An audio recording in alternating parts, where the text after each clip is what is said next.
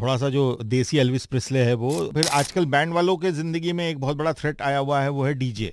Sir जिंदगी तो रोज ही बजाती है, बस उसमें अपने सुर डालने होते हैं कि एक गाना लता मंगेशकर जी गा देती तो बड़ा अच्छा होता। बैंड वाले के हिसाब से लाइफ का असली सुर क्या है? रूहानी सुर। उसको लगता है संजय दत्त उसका बड़ा भाई है। अच्छा। उसको लगता है कि सलमान खान तो दोस्त है, तो मैं तो यही पहन के जाऊंगा, नहीं जाऊंगा। मुझे ऐसा लगता है कि मुझे लिरिक्स आते हैं। ये ऐसा समय है कि जहाँ पे सब कुछ सरवाइव कर रहा है। Okay. मैं तो ब्लॉक ही में रहता हूँ, कभी कभी लिखता हूँ। और मुझे ऐसा लगता है कि एमपी ने एंटरटेनमेंट इंडस्ट्री में आर्टिस्ट का बहुत बड़ा योगदान। आज की तारीख में एक लड़की को अगर दुनिया तक पहुंचना है तो उसको घर छोड़ के निकलने की जरूरत नहीं है, उसको फ्रंट कैमरा बनाने की जरूरत है।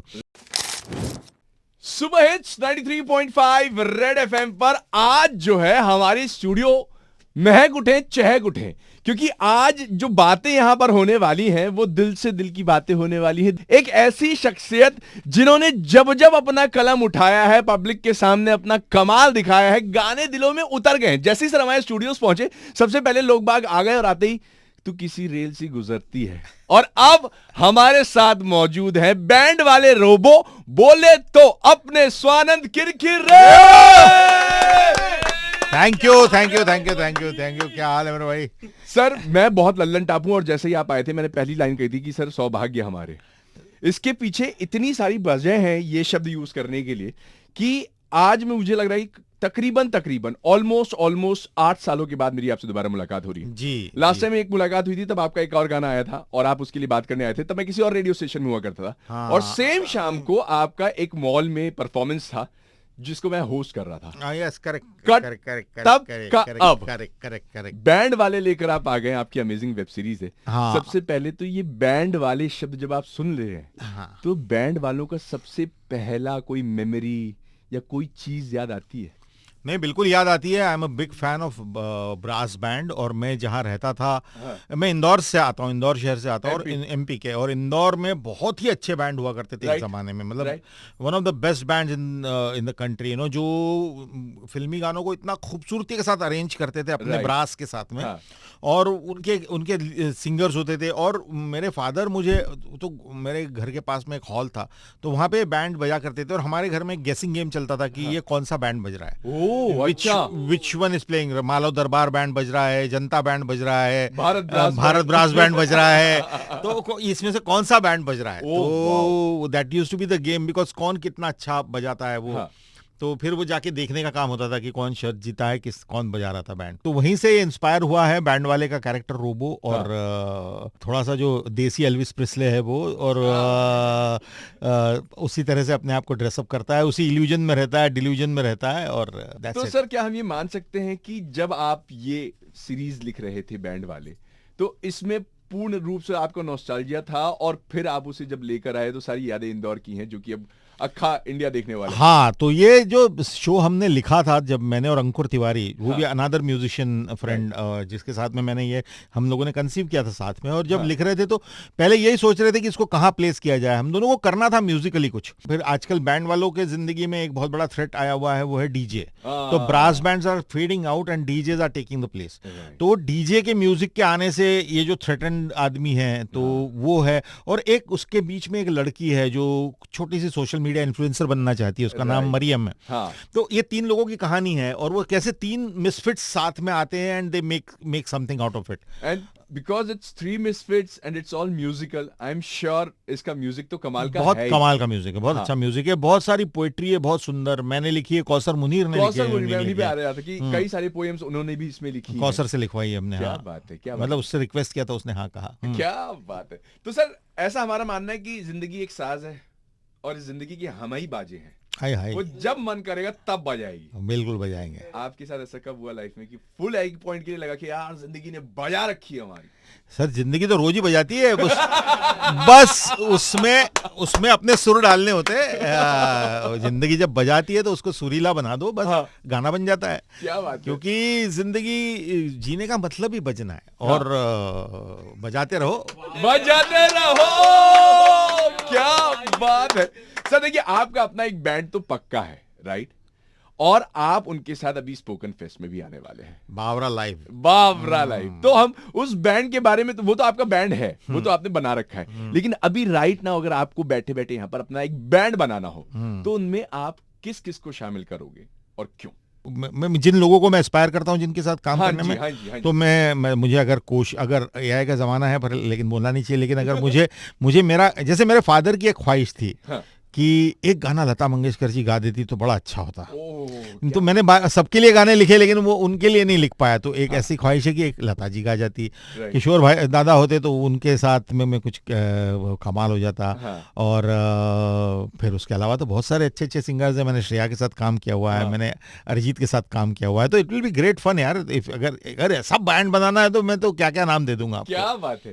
तो उस बैंड का नाम क्या होगा? सपना। हाय क्या बात है, क्या बात है। और हम तो यही कामना करेंगे कि ये सपने हर किसी के पूरे हो, हर किसी के हो। हाँ। सर, रोबो का किरदार क्या है, पहले तो आप वो हमें बताएं, तो और दूसरा बैंड वाले के हिसाब से लाइफ का असली सुर क्या है?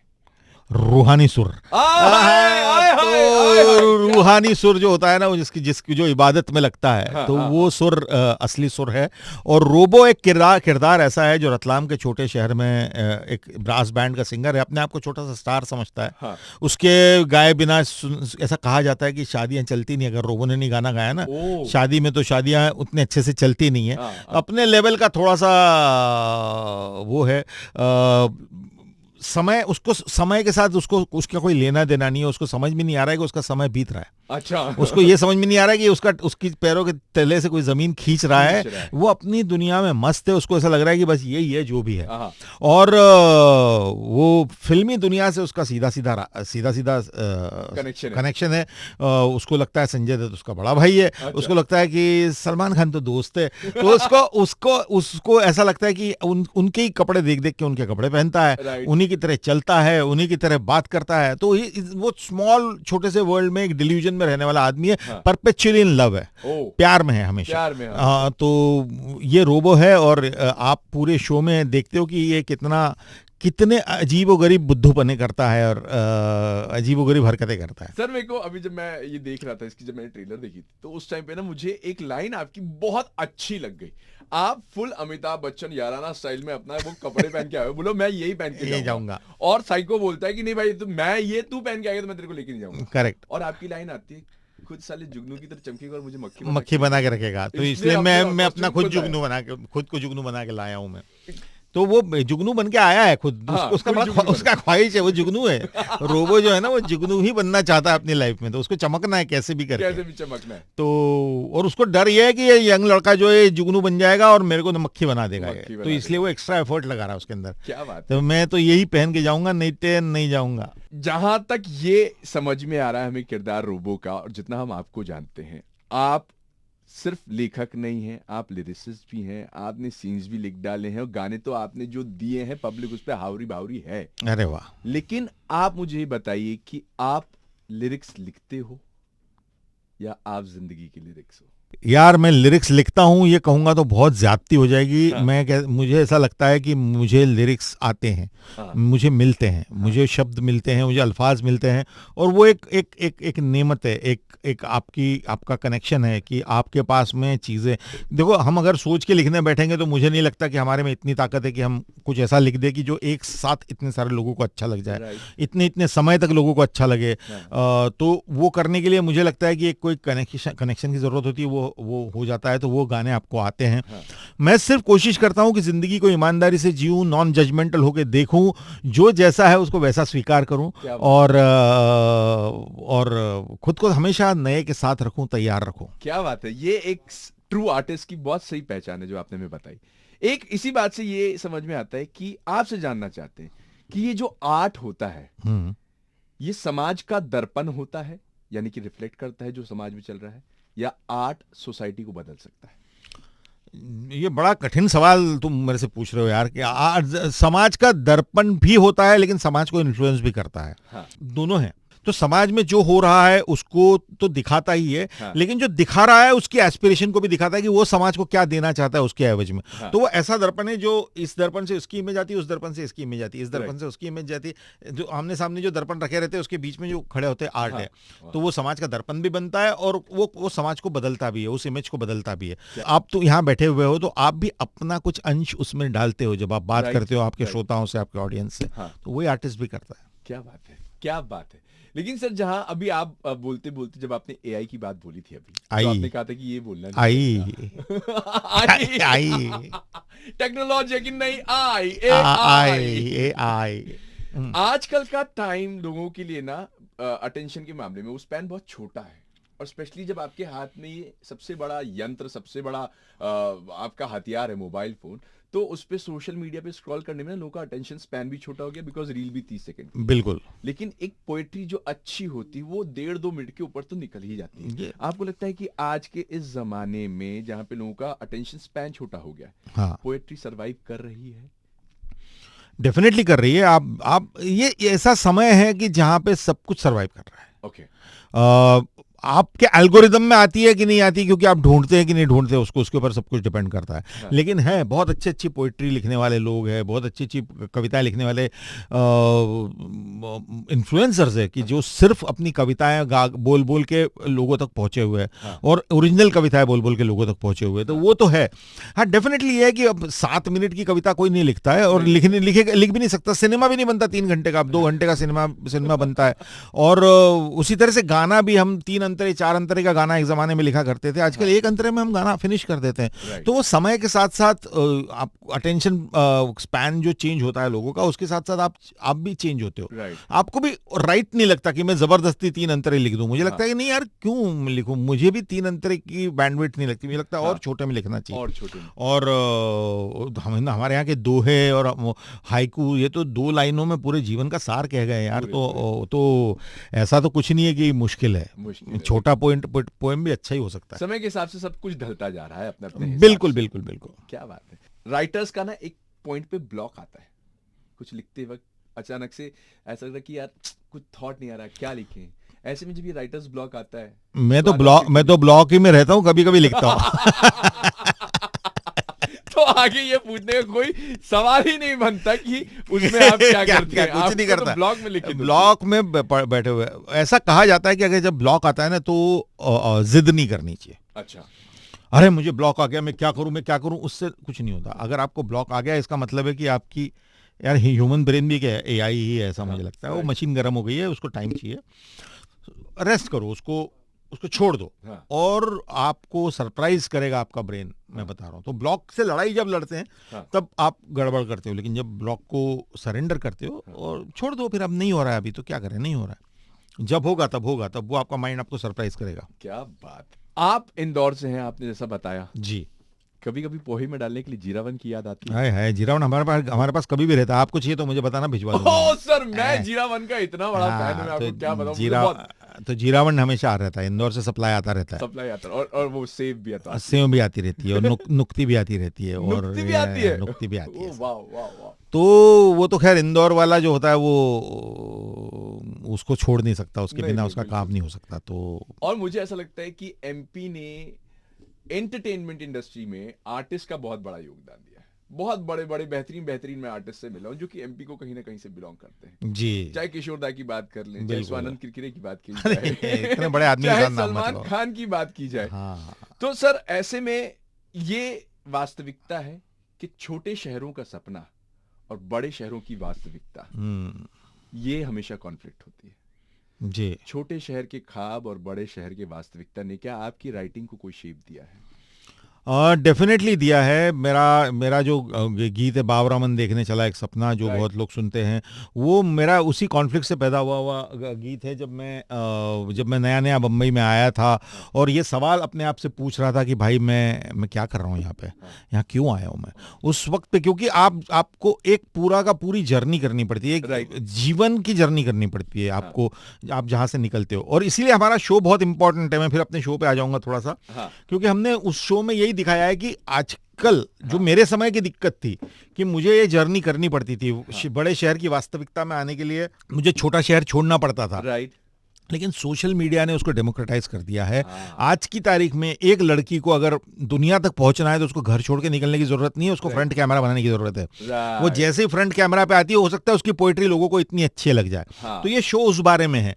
फिर आप जब कैमरा फ्रंट में घुमाते हो तो एक नई दुनिया शुरू हो जाती है, इंटरनेट की दुनिया। अब उसकी अपनी दिक्कतें हैं, लेकिन उसके लिए वो बड़ी जर्नी करने की जरूरत नहीं है। तो दैट इज द शो, उस बारे में बैंड वाले हैं। सच्ची बात तो ये। तो सर, क्योंकि अभी जब आपने बात बोली और आपने कहा कि जब अपना टाइम था तब इंटरनेट नहीं था, तब घर छोड़ना पड़ता था। अब घर में बैठे बैठे इंटरनेट के माध्यम से आप दुनिया तक पहुंचे। बिल्कुल बिल्कुल। इंटरनेट एक आर्टिस्ट के लिए आजादी है या प्रेशर? आजादी है, बिल्कुल हर तरह से आजादी है। डिसेंट्रलाइज हो गया ये। जो काम सिर्फ बंबई में मुंबई में आके ही हो सकता था, अब वो कहीं पे भी बैठ के हो रहा है। आज सिंगर्स, हम लोग जो मुंबई में मेन स्ट्रीम में काम करते हैं, हम इन्फ्लुएंसर्स से लोगों को लेते हैं। कास्टिंग करने के लिए ढूंढ लेते हैं कि भाई इसमें से कोई आ जाएगा, इसमें से कोई आ जाएगा। गाना गाने के लिए सिंगर्स आ जाते हैं। और एक पैरेलल इंडस्ट्री तैयार हो गई है उन लोगों की अपनी, जो अपनी तरह से पैसे कमाते हैं, अपनी तरह से जीते, अपने लेवल के स्टार्स हैं। उनको यहाँ बम्बई के वैलिडेशन की जरूरत ही नहीं है। तो ये मुझे लगता है बहुत बहुत आज़ाद करने वाली चीज़ है। जैसे मुझे भी ये स्ट्रीमिंग प्लेटफॉर्म्स आने की वजह से, मैं फिल्मों के गाने तो करता रहता हूँ, लेकिन अपने इंडिपेंडेंट गाने करने का भी मौका मिल गया। तो ये इंटरनेट ने ही मुझे मौका दिया है, क्योंकि इसकी स्ट्रीमिंग आसान हो गई है। They go to a streaming app, जो स्ट्रीमिंग ऐप आपसे लेता है, कोई बहुत खर्चा नहीं है उसका।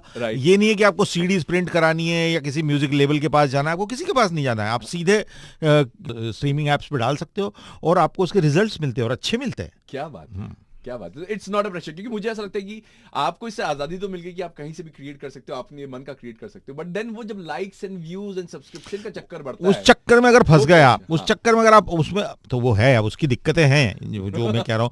लेकिन वो दिक्कतें भी फिर भी उसके बावजूद भी लोग क्या करते हैं कि लोग उसको जरा जरूरत से ज्यादा सीरियसली ले लेते हैं, और उसके लिए किसी भी एक्सटेंट तक जाने को तैयार हो जाते हैं। मैं उसको एंडोर्स नहीं करता हूँ कि किसी भी एक्सटेंट तक जाने की जरूरत नहीं है। हर आदमी इंटरनेट पे जो मुझे लगता है सक्सेसफुल हुआ है, वो सिर्फ इसलिए हुआ है कि एक तो वो यूनिक है, वो अपनी तरह से अपनी बात कहता है, कुछ भी बात हो, चाहे रोज कोई एक बात कहे, वो अपनी तरह से अपनी बात कहता है। और दूसरी बात है, वो लगातार कहता है, परसिस्टेंटली। अगर वो परसिवरेंस उसके अंदर है और वो लगा हुआ है कि और उसकी अपनी यूनिक बात है, वो उसकी यूनिक होनी चाहिए बात, चाहे वो किसी की नकल उतारे, चाहे क्रिंज हो, लेकिन क्रिंज भी यूनिक होना चाहिए। ये बात तो है सर, क्योंकि अभी आपने बोला कि इंटरनेट एक तरह से आजादी ही है, और इंटरनेट आने की वजह से, खासतौर पे जो स्ट्रीमिंग प्लेटफॉर्म आए हैं, इससे आपने भी बहुत अपने लिए किया कि अब तक आप फिल्में भी कर रहे थे, अभी आप अपना इंडिपेंडेंट भी कर रहे हैं। म्यूजिक कर रहा हूं मैं, 5 गाने रिलीज कर चुका हूं। क्या बात है। और 93.5 रेड एफएम पर एक शो है हमारा, which goes pan India, which is called Red Indie Shuffle। हमें मालूम है कि अभी आपका एक नया गाना भी आने वाला है। आ गया है, अभी आ ही गया है। एंड इट इज ऐसे ना हमको देखिए। पहले तो हमें थोड़ा इसके बारे में बताइए। गाना दरअसल बहुत ही लव सॉन्ग है बेसिकली। मैंने अब ये गाना क्यों लिखा था, कब लिखा था, इंडिपेंडेंट म्यूजिक में इन सवालों का कोई जवाब नहीं होता। मैंने तो फिल्मों के लिए लिखते गाने कि आपने फिल्म के लिए लिखा या सिचुएशन के लिए लिखा। ये एक ऐसी पोएम है जो मुझे आई, म्यूजिकली आई। मैं दोस्तों के साथ जैम कर रहा था। श्रेय गुप्ता करके एक गिटारिस्ट है और एक भरत करके एक प्रोग्रामर है। तीनों ने मिलकर हमने सोचा कि इसका क्या कर सकते हैं, और एक गाना बनते बनते पोइट्री को मैंने धुन लगानी शुरू की और वो गाना बन गया। क्या बात। उसके बाद में मैंने फिर इसको कैसे रिलीज करेंगे, तो मेरी दोस्त है संयमी खेर जो एक्ट्रेस है, और गुलशन देवैया, तो उन दोनों ने कहा कि यार हम इसका वीडियो करेंगे। तो हमने उनके साथ एक इसका वीडियो किया, जो उनकी एक फिल्म है 8 PM मेट्रो, वो जो काफ़ी इंटरनेट पे काफ़ी चर्चा में रहती है। तो उसकी वजह से लोगों ने उसको बहुत बहुत प्यार दिया। तो वो गाना उस वीडियो के साथ में निकल के आया, और वो गाना अब सब जगह स्ट्रीम कर रहा है। बहुत बढ़िया। 1-2 लाइनें प्लीज। ऐसे न हमको देखिए, ऐसे न हमको देखिए, ऐसे न मुस्कुराइए, जो मिल ही गई है अब नजर, आंखें ने यूं चुराइए, ऐसे न हमको देखिए। क्या बात है, क्या बात है। लकी है वो लोग जो इस समय हमारे स्टूडियो में हैं और इतनी बेहतरीन चीजों का आनंद ले रहे हैं। स्वानंद किरकिरे सर, आप बहुत सारे लोगों के लिए अब एक आइडल बन चुके हैं। अरे बाप रे, बहुत सारे ऐसे लेखक हैं जो कि आपको सुनते हैं, आपकी तरह लेखन में आते हैं और वैसे ही करना चाहते हैं। दो ऐसे सवाल हैं जो आर्टिस्ट को लेकर है और छोटे शहरों को लेकर है। पहला सवाल, as a small town dreamer, उसको क्या रोकता है? सिस्टम रोकता है या कोई पैसा रोकता है? आप अपने ही मेरे ही शो की बातें कर रहे हैं।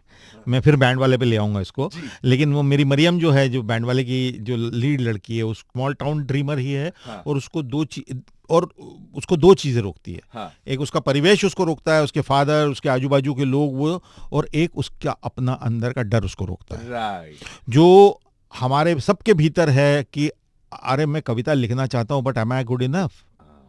क्या मैं इतनी अच्छी लिखता भी हूँ कि लोगों को अच्छी लगेगी? क्या मैं इतनी अच्छी करता हूँ कि किसी को अच्छी लगेगी? तो ये दो लड़ाइयाँ लगातार स्मॉल टाउन ड्रीमर देख रहा होता है, क्योंकि उसको ऐसा लगता है कि जो अच्छा है वो बाहर है। हाँ। वो बड़े शहरों में है। हाँ। हम तो ऐसी कुछ, तो एक इंफीरियरिटी कॉम्प्लेक्स वो लेके अपने अंदर चलते हैं। हाँ। जिसको बिल्कुल सबसे पहली फुर्सत में त्याग देने की जरूरत है। हाँ। क्योंकि जितना अनुभव, जितनी चरित्र और जितना कल्चर आपको मिलता है, उतना बड़े शहर के लोगों को नहीं मिलता। और आप जो स्टोरीज लेके आते हैं उनकी ही यहाँ कद्र है। हाँ। आप जो शब्दावली लेके आते हैं वही एक एक शब्द यहाँ पे बड़े बड़े गानों का हुक लाइन बनता है, बन जाते हैं। और जो आपके पास आसानी से आते हैं। हाँ, हाँ। और ऐसे में बतौर रोबो, इस सवाल का जवाब आप बतौर रोबो भी देंगे और हाँ। स्वानंद किरकिरे भी देंगे। जी बोलिए। आर्टिस्ट के लिए क्या ज्यादा मायने रखना चाहिए, पैसा या आइडेंटिटी? ऐसा है कि ऊपर वाले ने पैसा तो बहुत दे दिया। I am listening to a true Indori right now। तो अभी क्या है कि अभी चाहिए असली मोहब्बत और रूहानी सुर। आए हैं। अगर वो मिल जाएगा ना तो फिर तो पैसा अपने आप आ जाएगा। भैया इन बातों को कान में डाल दो, क्योंकि जब बैंड वाले देखोगे तो तुमको हर एक बात एकदम क्लियर कट समझ में आवेगी। भैया ने बनाई है बैंड वाले और अभी अमेज़न प्राइम पर स्ट्रीम कर रही है। जी बहुत सुरीले। अरे क्या बात है, बहुत सुरीले मिथुन जहरीले। लेकिन सर अब हम बढ़ते हैं फटाफट से हमारे फन राउंड पे, which is basically a kind of थोड़ा चैलेंज भी होगा, थोड़ा रैपिड फायर भी होगा, और आज का जवाब आप फटाफट से देते जाएंगे। जो मैं शो होस्ट करता हूँ सर, ये हर शाम 5 से 9 बजे आता है। शो का नाम है मुंबई लोकल। जी। मुंबई लोकल की कोई मेमोरी है? पूरा स्ट्रगलिंग डेज मुंबई लोकल पे ही बीता है। और शुरुआत में बिल्कुल दरवाजे के पास में खड़े होके जो शहर की बदलती हवा है, वो उसको अपने चेहरे पे महसूस करना, मेरे ख्याल से वो एक बहुत बहुत बड़ा अनुभव है। पहली बार बड़ी सिटी है बॉम्बे, उसका एहसास तभी होता है जब आप लोकल में चढ़ते हो। क्या बात है। वरना आपको मुंबई के बड़े होने का एहसास नहीं होता। इतने सारे लोग, इतने सारे सपने। मेरा एक गाना था, मैं बहुत रात को लौट के आ रहा था फर्स्ट लोकल से। हाँ। जो फर्स्ट लोकल से वापस टाउन में रात बिताई थी, कुछ की थी मस्ती और उसके बाद में सुबह आ रहा था और हाँ। देखा था कि लोग ना इकट्ठे होने लग गए थे। हाँ। 4 साढ़े 4 बजे से ना लोग ट्रेनों के लिए तो मैंने एक 4 लाइनें लिखी थी, वो सुना देता हूँ आपको। yes। जैसे जैसे शब गुजरी, नींदों के भंवर से निकले, आंखों से जमी पर उतरे, देखो सपने चलने लगे। क्या बात। तो आपको सुबह ऐसा मुंबई में ऐसा लगता है कि सपने चलने चालू कर दिया। हाँ। इतने सपनों की आंखों में सपने, सपनों की बातों में सपने, सपनों की ही उंगली थामे देखो चलते कितने सपने। क्या बात है, क्या बात है, क्या कहने। जब से मैंने आपका बावरा मन देखने चला, वो सुनने के बाद जब मैं ट्रेन में चढ़ता हूं, नाउ आई ट्रैवल बिकॉज मेरे शो का नाम मुंबई लोकल है और मैं मुंबई लोकल में ही रोज कम्यूट करता हूं। बहुत बढ़िया। And when I am in the train, हवा लग रही होती है, बावरा मन, वो भी ऐसे किसी लम्हे पे लिखा था। क्योंकि इतना सा आप कैसे इस शहर में आपको कुछ बहुत जोरों से ड्राइव करता है, तभी आप ये आसान नहीं है। हाँ, मतलब मुंबई शहर आसान नहीं है। यहाँ के लोगों में एक स्पेशल दैवी शक्ति, ऐसा मेरा मानना है। हाँ, और यहाँ पे जो आ गया उसके अंदर वो शक्ति अपने आप आई जाती है। वो होती है तभी वो टिकता है, नहीं तो चला जाता है भाई। मतलब जो इतने सालों से पीढ़ियों से भी रह रहे हैं उनके बारे में भी यही कहानी कहूंगा मैं। क्या बात है। एक वर्ड में म्यूजिक को अगर कहना हो तो क्या होगा वो शब्द? रूह। पोएट्री? जान। शाबाश। और मुंबई? महबूब शहर। आए, क्या बात है। किसी और आर्टिस्ट का गाना जो आप कभी चाहते हो कि इसके लिए बस मुझे एक बार लिखना है और आपकी पसंद? और रहमान साहब के लिए लिखना है। मैंने लिखा नहीं है, मतलब उनके लिए मैंने तमिल के गाने हिंदी किए थे। हाँ। लेकिन ओरिजिनल मैंने काम अभी रहमान साहब के साथ नहीं किया। अच्छा। तो एक गाना रहमान साहब के साथ लिखने का मन है और किसके लिए लिखने का, वो तो लता जी के बारे में मुझे लगा। हाँ। हमेशा किशोरदा के बारे में लगता रहा, वो तो रफ़ी साहब के बारे में लगता रहा, लेकिन लता जी, किशोरदा और रफ़ी साहब तो तब नहीं थे जब मैं यहाँ आया था। हाँ। लेकिन लता जी यहाँ थी। जब मैं काम कर रहा था तब लता मंगेशकर भी, उन्होंने भी एक आध गाना गाया भी था तब तक। हाँ। तो वो नहीं हो पाया, वो रह गया। सब सारी मलालें पूरी हो, यही हम कामना करते हैं। आप जिन जिन के साथ काम करना चाहते हैं वो सब आपके साथ काम करें, ये भी हम कामना करते हैं जी। और हम सबसे बड़ी कामना करते हैं कि स्पोकन फेस्ट के फाइनल डे पर बावरा लाइव सुने। पहले ये बताएं, स्पोकन फेस्ट में आपसे मुलाकात कब हो सकती है? 22 फरवरी जो आ रहे हैं अभी, उसमें जियो गार्डन्स में स्पोकन फेस्टिवल होता है हर साल। उसमें बहुत सारे performance, spoken festival, poetry, story telling, इसका कार्यक्रम होता है। हाँ। और 22 को रात को 9 बजे जो उसको बोलते हैं हेडलाइनर, वो मैं कर रहा हूँ स्पोकन फेस्टिवल में। मेरा शो है बावरा लाइव। और बावरा लाइव की खासियत यह है कि Bawra live is a sing along show. तो मेरे गीत जो होते हैं, मैं उसको मैंने बहुत सिंपल रखा हुआ है कि हम सब साथ में गाएंगे, महफिल बनाएंगे और महफिल की तरह गाएंगे, जिसमें किसी को कुछ ऐसा, कुछ सुरीले पने का और मैं अपनी गायन कला का प्रदर्शन करने के लिए वो शो नहीं होता। हाँ। वो इंक्लूसिविटी के लिए होता है। हाँ। आपका शो, मेरा शो। और गाने पीछे स्क्रीन पे ग्राफिक्स के साथ में लिरिक्स भी आते रहते हैं, तो आप सुरों में सुर मिला सकते हैं। और अगर मिलाने का मन नहीं करे तो सुन भी सकते हैं। हम तो है ही। सर, आपके गाने हो और लोग उसे सुनने का मन ना बनाए, ऐसा हो नहीं सकता। और सुन लिया उसके बाद गाए ना, ये हो ही नहीं सकता। तो आ जाओ फिर स्पोकन में, पहुंच जाइएगा स्पोकन फेस्ट में। लेकिन एक पर्सनल मेरी अपनी रिक्वेस्ट। जी बोलिए। तू किसी रेल सी गुजरती है, तू किसी रेल सी गुजरती है, मैं किसी पुल सा थरथराता हूँ। तू कभी रत्ती भर न सुनती है, मैं तेरा नाम बुदबुदाता हूँ। किसी लंबे सफर की रातों में तुझे अलाव सा जलाता हूँ। तू किसी रेल सी गुजरती है, मैं किसी पुल सा थरथराता हूँ। क्या बात है, धन्य हो गए, सारे के सारे धन्य हो गए। लास्ट में सर जाते जाते बस ये बता दीजिए कि लोगों को बैंड वाले क्यों देखनी चाहिए? लोगों को बैंड वाले इसलिए देखनी चाहिए क्योंकि एक बहुत ही मज़ेदार, जो जनरली हमारी दुनिया में आजकल हो नहीं रहा है, एक फैमिली शो है। एक सब लोग मिलके साथ में बैठ के देख सकते हैं। संगीत है इसके अंदर बहुत सारा। हाँ। 23 किस्म के गाने हैं इसमें। यशराज मुखाते ने भी इसमें म्यूजिक किया हुआ है। कौसर मुनीर की भी पोएट्री है। हाँ। मेरा गाना भी है, अंकुर के भी गाने हैं। तो बहुत सारा अलग अलग किस्म का म्यूजिक इसमें मिलेगा और एक सुंदर दिल की कहानी है। हाँ। छोटे शहर की, आपको जरूर पसंद आएगी। ह्यूमर है बहुत सारा। क्या बात है। तो मेक श्योर कि आप देखें बैंड वाले। और स्वानंद सर आने के लिए, अपना समय देने के लिए, नहीं थैंक यू। रेड एफएम पर बैंड वालों को बजाने के लिए आपका बहुत बहुत शुक्रिया। बहुत बहुत शुक्रिया कि आपने बुलाया मुझे। और हमेशा ही आना अच्छा लगता है। रेड एफएम 93.5 एफएम बजाते रहो। बजाते रहो, बजाते रहो।